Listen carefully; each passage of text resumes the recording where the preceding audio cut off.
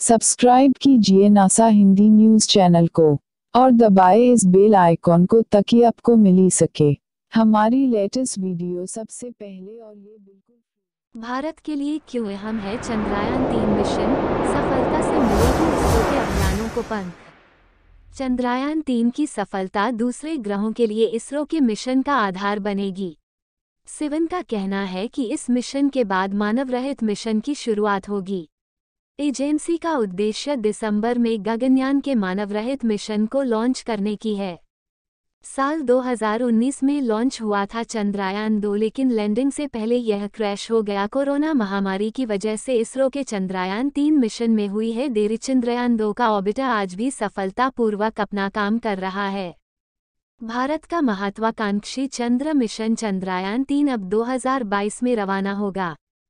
पहले इस मिशन की रवानगी 2021 में होनी थी, लेकिन कोरोना संकट के चलते इस अभियान में देरी हुई।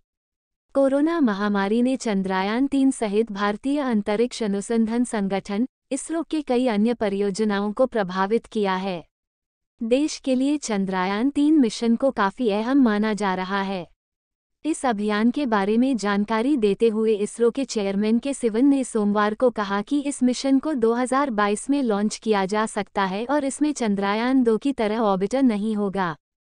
चंद्रयान-3 में चंद्रयान-2 के ऑर्बिटर का होगा इस्तेमाल। उन्होंने कहा, हम इस पर काम कर रहे हैं। चंद्रयान-3 की बनावट भी चंद्रयान-2 की तरह होगी, लेकिन इसमें ऑर्बिटर नहीं होगा।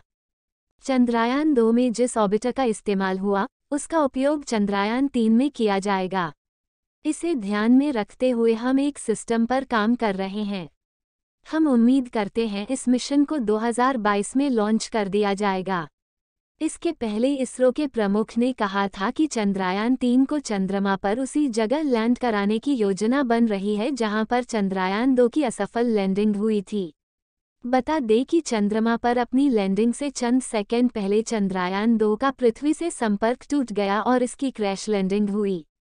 लैंडिंग से चंद सेकंड पहले चंद्रयान-2 की क्रैश लैंडिंग हुई थी। इसरो की योजना चंद्रयान-2 के रोवर को चंद्रमा के दक्षिणी पोल उतारने की थी। इसके लिए इस मिशन को 22 जुलाई को लॉन्च किया गया। 2 का लैंडर चंद्रमा की सतह से जब कुछ सेकंड की दूरी पर था तो उसकी क्रैश लैंडिंग हो गई। विक्रम की लैंडिंग यदि सफलतापूर्वक हो गई होती तो भारत अपने पहले प्रयास में ऐसा करने वाला दुनिया का पहले देश बन गया होता। चंद्रयान-2 की असफलता को पीछे छोड़ इसरो अपने अगले मिशन की सफलता के लिए दिन रात काम कर रहा है। इसरो के लिए चंद्रयान मिशन काफी महत्वपूर्ण है। गगनयान मिशन की तैयारी में है भारत। चंद्रयान-3 की सफलता दूसरे ग्रहों के लिए इसरो के मिशन का आधार बनेगी। सिवन का कहना है कि इस मिशन के बाद मानव रहित मिशन की शुरुआत होगी। एजेंसी का उद्देश्य दिसंबर में गगनयान के मानव रहित मिशन को लॉन्च करने की है। गगनयान मिशन के तहत साल 2022 तक 3 भारतीयों को अंतरिक्ष में भेजने की योजना है। इस मिशन के लिए चयनित 4 पायलटों को रूस में प्रशिक्षित किया जा रहा है। गगनयान के तीसरे मॉड्यूल मानव मिशन के बारे में सिवन ने कहा, इसके लिए बहुत सारी तकनीकी को परखे जाने की जरूरत है। इसके बारे में हम बाद में फैसला करेंगे।